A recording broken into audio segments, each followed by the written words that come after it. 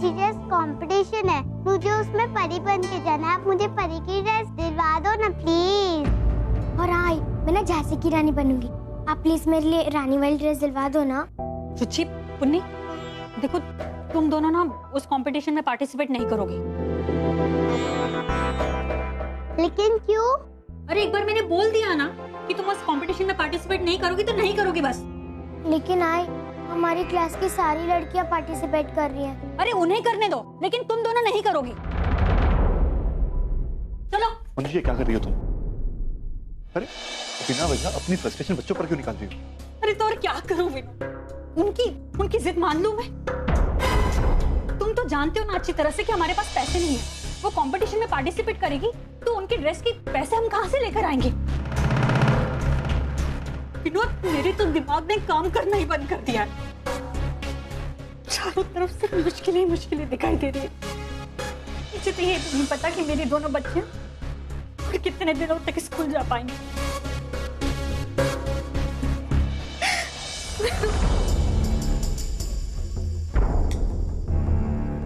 विनोद, तुम एक काम करो, तुम्हारे इतने सारे दोस्त हैं, तुम उनमें से किसी से उधार नहीं ले सकते क्या? मंजू, तुम्हें क्या लगता है कि मैंने ट्राई नहीं किया? सभी दोस्तों से बात कर चुका हूं मैं, लेकिन कोई भी मदद करने को तैयार ही नहीं है। और मदद करे भी क्यों? जिस इंसान के पास ना तो नौकरी है ना धंधा, उस इंसान को पैसे देकर कौन अपने पैसों को डुबाना चाहेगा? बाकी रहे रिश्तेदार, तो तुम्हारी करतूतों ने मुझे इस लायक भी नहीं छोड़ा कि मैं उनके पास जाकर मदद मांग सकूं। क्या विनोद, तुम क्या कह रहे हो? मतलब ले देकर तुम सिर्फ मुझ पर ही उंगली उठाते हो? और तुम्हें एक बात कहूं, मैंने तुमसे नहीं कहा था कि तुम अपनी उन बहनों से रिश्ता तोड़ो। वही सब नक्चड़ी हैं जिन्होंने तुमसे रिश्ता तोड़ा। उसके पीछे रीजन था मंजू। हमने आई को घर से बाहर निकालकर कोई गलती नहीं की हमने। वो थी इतनी मनुष्य कि उन्हें घर से बाहर निकालने के अलावा हमारे पास और कोई चारा नहीं बचा था। और उनकी मनुष्यत तो देखो, अरे गई तो गई, लेकिन हमें कितनी बददुआएं देकर गई कि आज हम भुगत रहे इतना। अरे तुमसे तो बात करना ही बेकार है। अरे तो मत करो ना, मैंने तुम्हें कब कहा कि तुम मुझसे बात करो? तो छोड़ो ये सब, इस बारे में सोचो कि घर का लोन कैसे चुकाएंगे और इस घर को बचाने का रास्ता ढूंढो। सारे रास्ते बंद हो चुके हैं मंजू। वर्षु और वैशु, वो तो हमें अपने दरवाजे पर खड़ा भी नहीं रखेंगे। हाँ, सिर्फ एक मानव है जो बीती बातें भुलाकर हमारी मदद कर सकता है। क्या मानव? विनोद, कैसी बातें कर रहे हो तुम? उसके सामने जाकर हाथ फैलाएंगे कि हमें पैसे दे दो? अरे मैं घर से बेघर आ जाऊंगी, रास्ते पर आ जाऊंगी, लेकिन उस जैसे इंसान के सामने हाथ फैलाना। अरे मंजू, पागलों जैसी बातें मत करो। वैसे भी तुम्हारी ईगो की वजह से आज हमें यह दिन देखना पड़ रहा है। मानव एक अच्छा इंसान है, उसके बुरे वक्त में इस घर ने उसकी मदद की थी, तो मानव इस घर को नीलाम नहीं होने देगा। और मंजू, सिर्फ मानव ही एक ऐसा इंसान है जिसके पास इतने पैसे हैं कि वो इस घर को बचा सके। नहीं नहीं, हमें कोई और रास्ता ढूंढना ही होगा। मुझे ये सब मंजूर नहीं है। तुम किसी और से मदद मांगो। किससे? तुम्हारे घर वालों से? तुम मेरे घर वालों को क्यों बीच में लेकर आ रहे हो? तुम तो जानते हो ना कि उनके हालात इस वक्त कैसे हैं। और बाय द वे, अगर मेरी आई के पास में पैसा होता ना तो वो ये नौबत ही नहीं आने देती। अरे कब का लोन चुका दिया होता उन्होंने। अरे छोड़ो, सबके रंग देख चुका हूं मैं। देखो मंजू, इस समय सिर्फ मानव ही एक ऐसा इंसान है जो हमारी मदद कर सकता है, इसलिए जैसा मैं कहता हूं वैसा करो।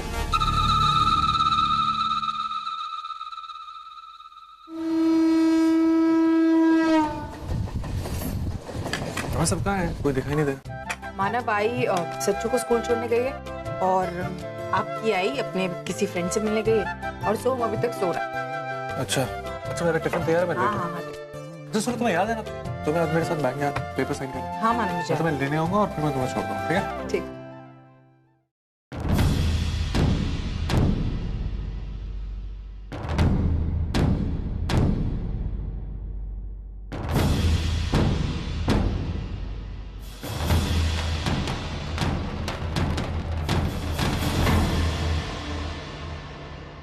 आप लोग यहाँ क्यों आए?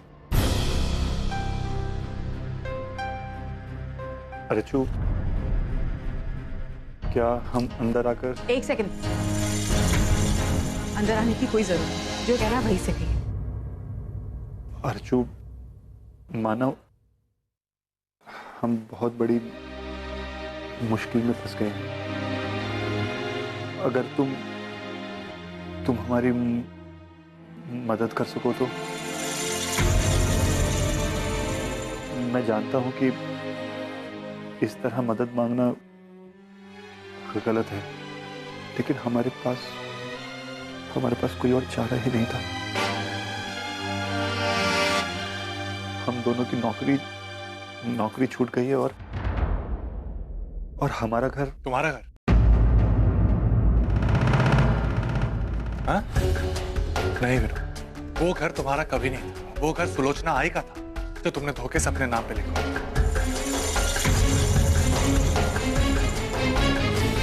अब बस भुगतो। मानव, शायद तुम सही कह रहे हो, ये सब कुछ हमारे किए की ही सजा है, लेकिन मानव, पुरानी बातों को बदला नहीं जा सकता ना। हाँ, हम ये जरूर ध्यान रखेंगे कि आगे ऐसी गलती दोबारा ना दोहराई जाए। फिलहाल मानव, प्लीज तुम हमें मुश्किल से निकालो। बुरे वक्त पर रिश्तेदारी काम आते हैं ना। कौन रिश्तेदार? हम? विनोद, हमारा रिश्ता तभी टूट गया जब तुमने आई को घर से निकाला था। और जब रिश्ता ही नहीं रहा तो फिर मदद क्यों? जाओ यहां से।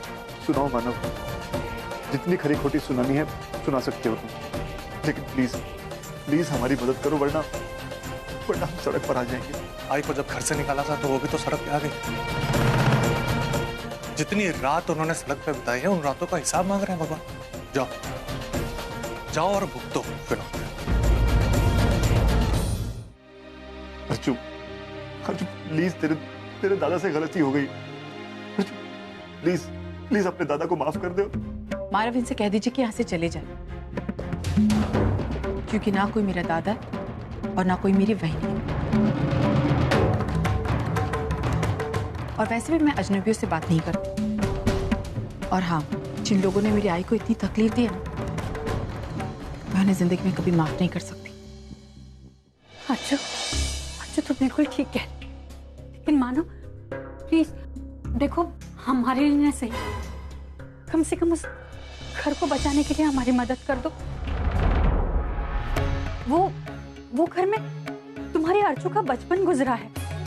वो घर आई के लिए भी बहुत मायने रखता है। आई की पूरी जिंदगी उस घर के साथ जुड़ी हुई है। आई भी तो नहीं चाहेगी कि करंस का घर नीलाम हो। कैसे लोग हो? कैसे लोग हो तुम? शर्म नहीं आती अपने आप? जब आई को घर से निकाला, सड़क पर छोड़ दिया, तभी तुम लोग को शर्म नहीं है? और आज आई को ढाल बना के तुम हमसे मदद मांग रहे? विनोद, इससे पहले कि मैं तुम्हें घर से निकालूं, खुद चले जाओ यहाँ से।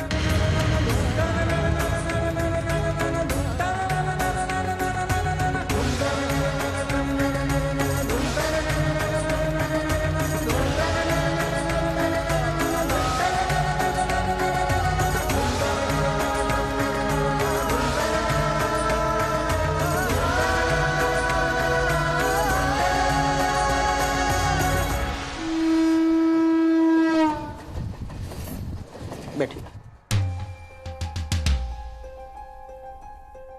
बोलो क्या बात? एक्चुअली धर्मेश, पिछले काफी महीनों से हमारी फाइनेंशियल कंडीशन अच्छी नहीं चल रही है। उस मुसीबत से उबरने के लिए हमने लोन लिया था, और अभी ना तो मंजू की नौकरी रही है और ना ही मेरी। इस वजह से हम EMI नहीं चुका पाए। इसका नतीजा ये हुआ कि फाइनेंसर हमारे घर को नीलाम कर रहा है।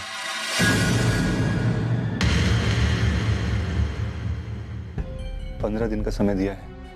अगर 15 दिन में हमने उसे पैसे वापस नहीं किए तो वो हमारा घर नीलाम कर देगा। धर्मेश, मैं तुमसे मदद मांगने आया हूं, प्लीज मेरी मदद करो। मैं मानव के पास भी गया था, लेकिन उसने मदद करने से इनकार कर दिया।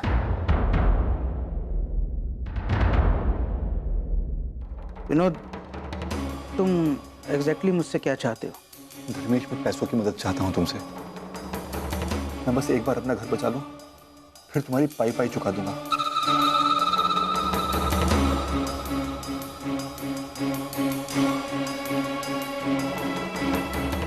ठीक है विनोद, मैं तुम्हारी मदद करने को तैयार हूँ।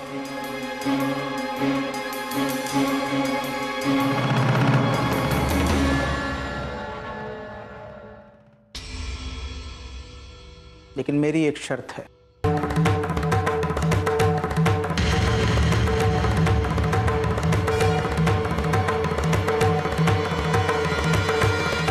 शर्त? कैसी शर्त धर्मेश? मैं तुम्हें पैसे नहीं दूंगा, हो जाने दो घर की नीलामी। नीलामी में मैं उस घर को खरीदूंगा और बाद में तुम्हें दे दूंगा। धर्मेश, ये कैसी बातें कर रहे हो? मेरा मतलब है आप नीलामी में घर को खरीदेंगे तो आपको तो दुगने पैसे देने पड़ेंगे ना। आप ऐसा क्यों करना चाहते हो? क्योंकि मैं मानव को सबक सिखाना चाहता हूँ। बड़ा आदर्श दामाद बना फिरता है ना वो। अपनी सास की नजरों में बड़ा बनने के लिए वो नीलामी में उस घर की बोली जरूर लगाए, तब मैं उसे उसकी औकात दिखाऊं। उससे ज्यादा बोली लगाकर मैं उस घर को खरीदूंगा और बाद में तुम्हें दे दूंगा।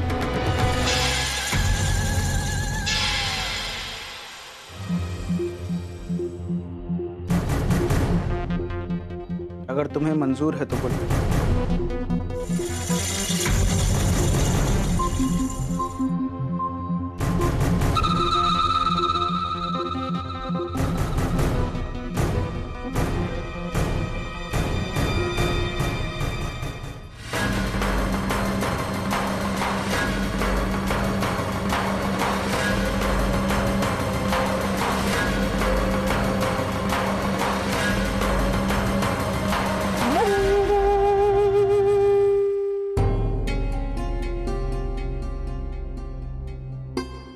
अरे वैश्य, तू यहाँ इस वक्त? कैसी है तू? अनिकेत और वरुण का है, वो लोग नहीं आए? क्या बात है, तुम दोनों इतने सीरियस क्यों बैठे हो?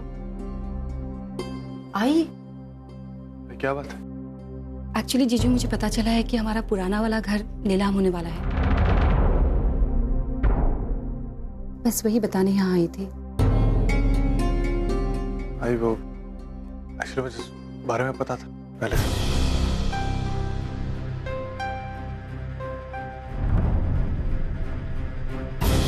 मानव, तुम्हें ये सारी बातें पता थी और तुम लोगों ने कुछ बताया नहीं मुझे? एक्चुअली वो मैं आज सुबह आपको बताने वाला था, लेकिन वो आप थे नहीं ना सुबह। मुझे एहसास है कि आपको कैसा लग रहा हो, कितना बुरा लग रहा हो, कितने प्यार से आपने उस घर को सींचा है और आज वो नीलाम। लेकिन मैं आपसे वादा करता हूँ, अगर आपके एक बेटे ने उसे दांव पे लगाया तो आपका दूसरा बेटा उस घर को वापस लेके आएगा।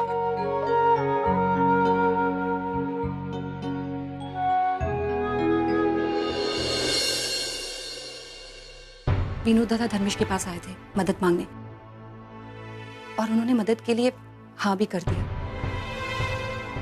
ताकि वो आपको नीचा दिखा सके। मुझे कुछ करना होगा। नहीं मानव, तुम्हें कुछ करने की जरूरत नहीं। क्यों है? क्योंकि मैं चाहती हूँ कि विनोद और मंजूषा बेघर हो जाए। उन्हें भी पता चले कि जब किसी को अपने घर से निकाला जाता है तो उसे कैसा महसूस होता है। नहीं, तुम्हें मेरी कसम, तुम उस नीलामी में हिस्सा नहीं लो। लेकिन आई वो तेरा घर है, अगर ये घर तेरी आंखों के सामने इस तरह चला गया तो मुझे कैसा लगेगा? पता नहीं अर्जुन, वो तो मैं नहीं बता सकती, लेकिन ये भी सच है कि विनोद और मंजूषा को उनके किए की सजा जरूर मिलनी चाहिए।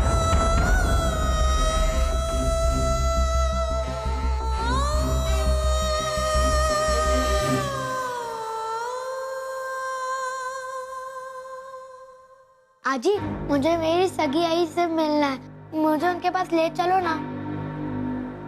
अरे बेटा, आज नहीं, हम कल जाए। हाँ?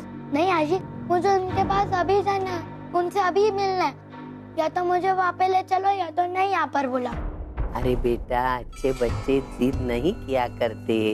देख, वो आंटी है ना, उसको हम यहाँ नहीं बुला सकते। उसको बहुत काम रहता है ना, बहुत बिजी रहती है बेटा वो। इसका मतलब उनके पास मेरे लिए भी वक्त नहीं है? तो फिर अर्चना में और उनमें क्या फर्क है? तो फिर वो भी उतनी ही बुरी है। नहीं बेटा, ऐसा नहीं बोलती। नहीं आजी, मुझे उनके पास अभी मिलना है, मुझे उनके साथ अभी मिलना है।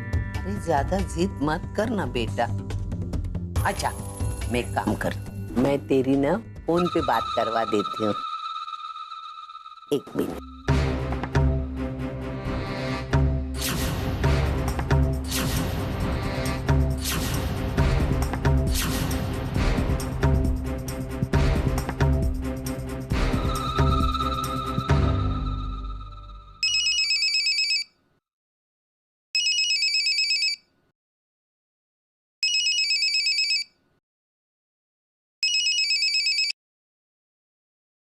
हाय, बोलिए।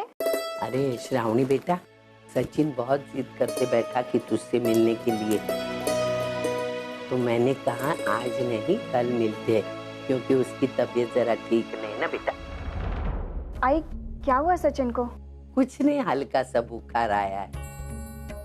श्रावणी एक काम करना, उससे 2 मिनट बात कर, उसको बहुत अच्छा लगेगा। हाँ, दीजिए फोन। हेलो सचिन, कैसे हो तुम? मैं ठीक हूँ, मुझे आपसे मिलना है।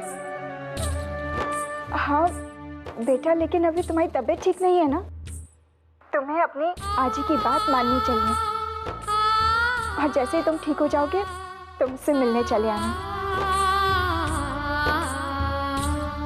तब तक तुम अपना ख्याल रखना। ठीक है आंटी, लेकिन फिर जब मैं ठीक हो जाऊंगा तभी हम बाहर घूमने जाएंगे।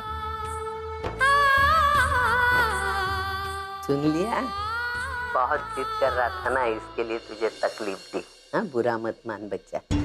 और तुझे मालूम है, ये बच्चा भी तेरे पे गया है। उसको लोगों से जल्दी ज्यादा लगा हो जाता है, और अच्छे लोगों के साथ तो ज्यादा ही होता है। रखू फोन। सचिन का ख्याल रखना। अरे हाँ बेटा, ख्याल रखूंगी मैं, तू चिंता मत कर।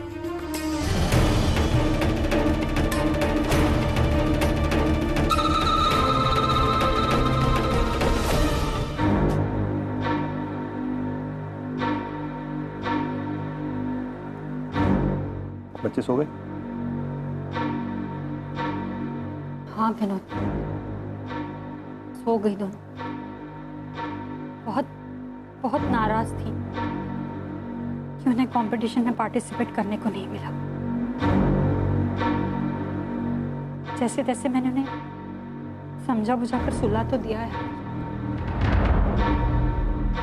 लेकिन विनोद, आज कम से कम एक बात की तो तसल्ली हो गई, ये घर हमारे हाथ से नहीं जाएगा।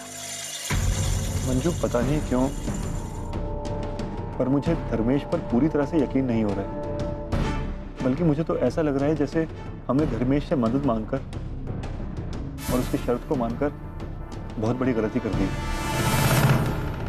कहीं ऐसा तो नहीं कि वो हमारी मदद करने की बजाय 4 लोगों में हमारी बेइज्जती कर दे? नहीं, मैं उसे ऐसा नहीं करने दूंगा।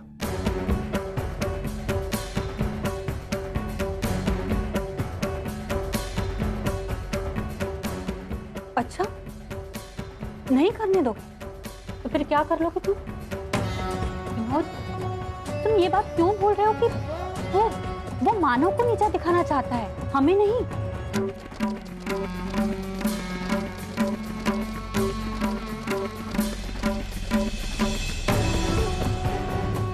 पर मंजू, धर्मेश एक ऐसा इंसान है जिस पर भरोसा नहीं किया जा सकता। विनोद, मैं ये बात अच्छी तरह जानती हूँ कि धर्मेश भरोसे लायक इंसान नहीं है, लेकिन मुझे ये बात बताओ कि उस पर भरोसा करने के अलावा हमारे पास और कोई रास्ता है? नहीं ना?